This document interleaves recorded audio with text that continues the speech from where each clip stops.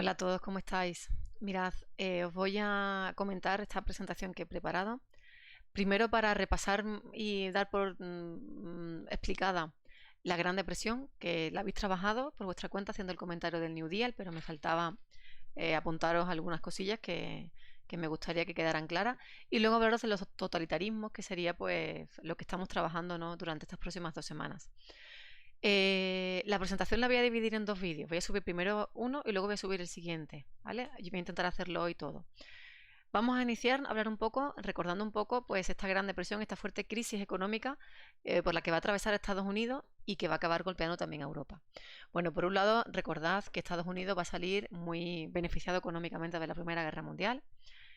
Gracias pues a que se ha mantenido neutral, se mantuvo neutral durante toda la primera parte del conflicto y solo va a intervenir ya al final, cuando ya la guerra estaba llegando pues a su fin. Va a ser muy decisiva su intervención, por supuesto, pero no va a sufrir, ¿no?, los estragos, los duros estragos que van a sufrir las naciones europeas durante la Primera Guerra Mundial. De manera que incluso cuando la guerra acaba, la bonanza económica continúa en Estados Unidos y se sigue produciendo ese fenómeno de crecimiento, de optimismo y de cambios importantes en las formas de vida, ¿no?, del pueblo americano, norteamericano, perdón. Este crecimiento económico se va también a traducir en un fuerte incremento de la producción. Las fábricas van a implementar nuevos sistemas de producción, nuevos materiales, incluso nuevas técnicas de producción, y todo eso va a hacer, ¿no?, que las fábricas pues produzcan a unos niveles nunca antes vistos. Y también el consumo se va a incrementar.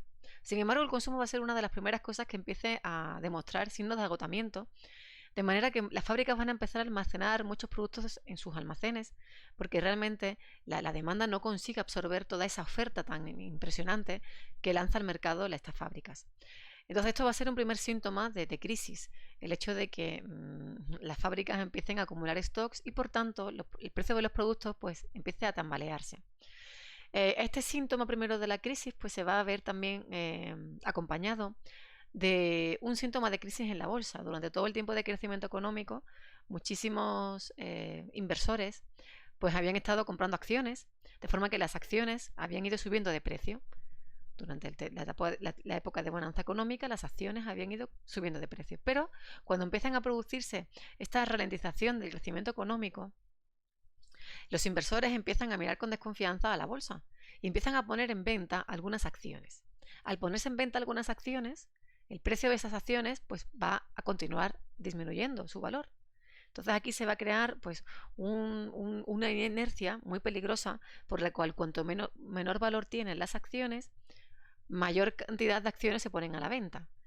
Entonces esta situación va evolucionando muy rápidamente hasta que finalmente se produce pues el colapso de la bolsa, lo que se conoce como el crack del 29, que además hay un día en concreto, que es el Jueves Negro, por el cual ya la bolsa de Nueva York, bueno, queda completamente destruida, las acciones pierden todo su valor y se produce, pues bueno, como decíamos, una fortísima crisis económica en todos los sectores de la economía. Esta crisis, pues, entre todas las cosas que va a perjudicar a nivel social, no solamente es al cierre de muchísimas empresas o a la caída de la bolsa, estrepitosamente, sino también pues, un crecimiento del desempleo muy grande y las desigualdades. Esta situación además no se va a solucionar en un corto plazo de tiempo, sino que se va a prolongar mucho en el tiempo. Y la década de los 30 va a ser una década muy dura, en general, para los Estados Unidos. ¿Cómo se va a salir de esta crisis? Pues a través de una serie de fórmulas dispares muy distintas.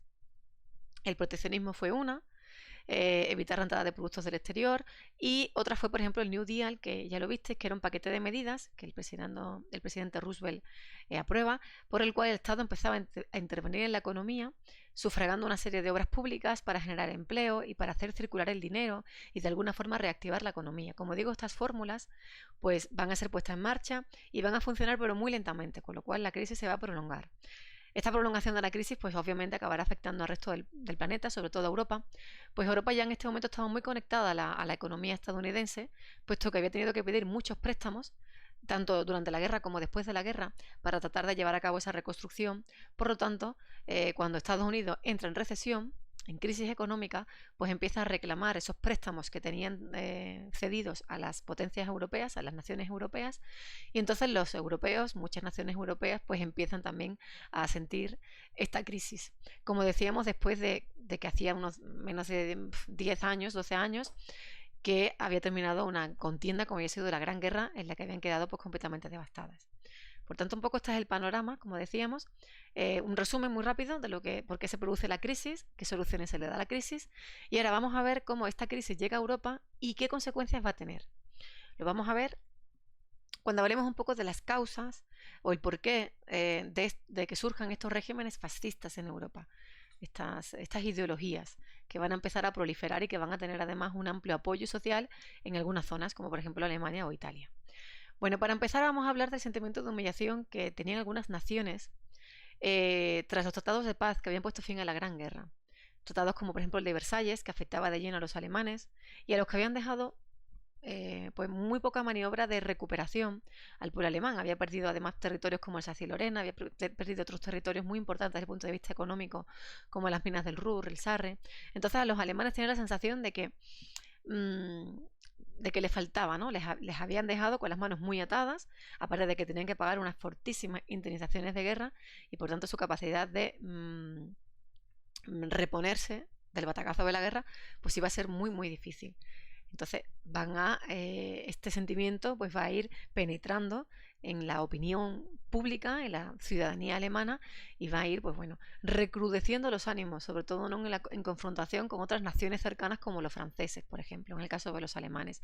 También los italianos no van a quedar muy contentos después de los tratados de paz. De hecho, ellos se suponía que eran de estas naciones que habían participado como vencedores, ya sabéis, siempre entre comillas, en la guerra.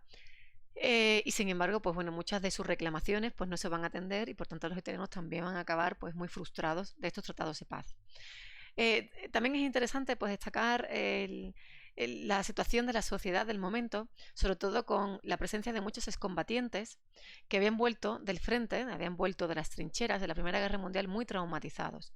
Esta brutalización, que es como se le llama en historia, la brutalización social, pues va a hacer que estas ideas fascistas, que tienen una fuerte connotación violenta, pues digamos que sean consentidas y sean incluso bien acogidas por un grueso de la población europea. Como decíamos, muchos van a venir muy, muy tocados después de haber sufrido las grandes consecuencias de la guerra y eso pues va a hacer que estas ideologías pues bueno penetren. Explica un poco, ¿no? Que una gran parte de la sociedad pues incluso las vea incluso con ojos de oportunidad. Hay un miedo a la expansión de las ideas comunistas fuerte en Europa en este momento. Recordad que durante la Primera Guerra Mundial ha triunfado la Revolución Rusa y además uno de los objetivos de la Revolución Rusa es la expansión de estas ideas comunistas o de esta revolución pues por el resto de Europa, con lo cual hay un sector de la ciudadanía europea, fundamentalmente la burguesía empresarial y de negocios, que teme que efectivamente esta amenaza se lleve a cabo. Así es que va a encontrar en las ideologías del fascismo, que se van a declarar anticomunistas, pues una oportunidad de poder frenar a base de bien pues la expansión de estas ideas. Luego tenemos la crisis, muy importante, esta crisis económica profunda provocada por la Primera Guerra Mundial y acentuada en un momento en el que parecía que Europa empezaba a salir del atolladero por la crisis del 29. Por lo tanto, esa crisis del 29 iniciada en Estados Unidos pues también va a hacer tambalear el leve crecimiento económico que había sufrido Europa después de la Primera Guerra Mundial. Y algunas democracias, sobre todo las más débiles, las que tenían una trayectoria histórica menor, pues se van a ver muy perjudicadas porque no van a ser capaces de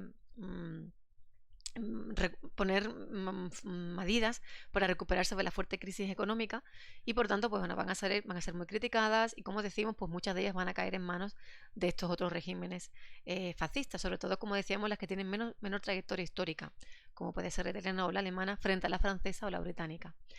Estas ideologías, además, y esto es un aspecto importante, este momento de la historia en Europa es un momento de muchísimas tensiones sociales, de mucha conflictividad, pues había muchos estratos de la sociedad que no estaban contentos ni tenían sus derechos cubiertos, por lo tanto pues había mucha conflictividad en el sector de los obreros, mucha conflictividad en sectores de diferentes ideologías y por tanto el hecho de que nazcan estos regímenes pues ellos se van a vender como garantes del orden, siempre a través de la violencia y la represión, pero ellos van a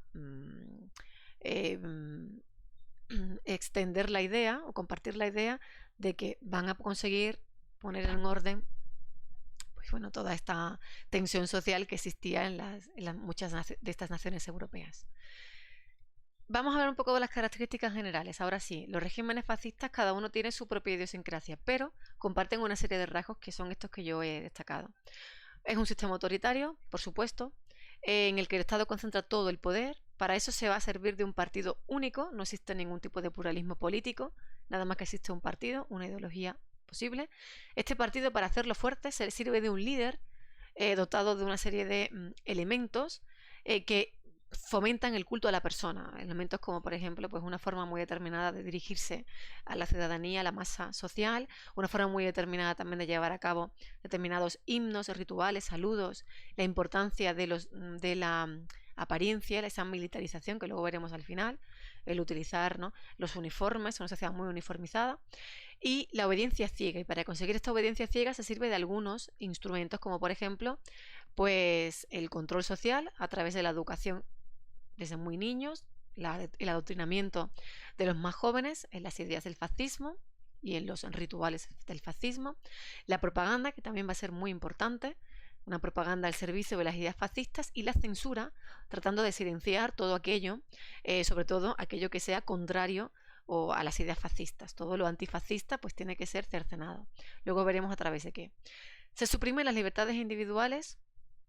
Es otro factor importantísimo. A esta altura de la película, pues os podéis imaginar que pues se prohíbe la libertad de pensamiento, la libertad de asociación, la libertad de prensa, etcétera, etcétera. El control económico también va a ser muy importante. El Estado controla la organización, desde la social hasta lo económico. Son anticapitalistas, pero sobre todo son anticomunistas, que es la idea que os había comentado antes. Hay un rechazo de pleno a la igualdad. Ni el hombre es igual que la mujer. La mujer tiene un rol muy establecido dentro de la sociedad fascista, en su papel de madre y esposa, y el hombre pues tiene otros roles muy distintos. Tampoco son racistas y xenófobos, por supuesto. Consideran que hay razas superiores y razas inferiores. Utilizan el concepto de razas. Ya sabéis que nosotros ya lo tenemos relegado, usamos el de etnias. Defiende el fanatismo. El fanatismo, y para conseguir ese fanatismo en la masa social, se sirve de una serie de símbolos, de banderas, de himnos y saludos, que además tienen que ser muy asumidos por la sociedad, que los va a utilizar diariamente, de forma muy común. Son ultranacionalistas, de forma que la voluntad individual queda completamente supeditada y sometida a la voluntad nacional. Esto es muy importante. Mis intereses como individuo son los intereses de la nación, no hay otros. Y luego ese militarismo, como decíamos, de la sociedad, desde los jóvenes incluso, ¿no? Además se ve la uniformización. Y la violencia, pues que va a ser defendida como un instrumento para alcanzar el poder y el prestigio de la nación, además de garantizar el orden. Por lo tanto, la violencia va a estar muy normalizada en estos regímenes fascistas. Ahí tenéis algunas de las ideas. Y con esta imagen que os pongo a continuación, vine de alguna manera a ejemplificar a través de un elemento visual, pues muchos de los elementos de los que hemos hablado: la importancia de los saludos, la importancia de la militarización de la sociedad, la importancia de los símbolos, la presencia de lo militar, etcétera. Bueno, corto aquí esta presentación, ¿vale? Y empiezo ahora la siguiente para hablaros concretamente del fascismo en Italia y el nazismo en Alemania. Espero que haya quedado claro.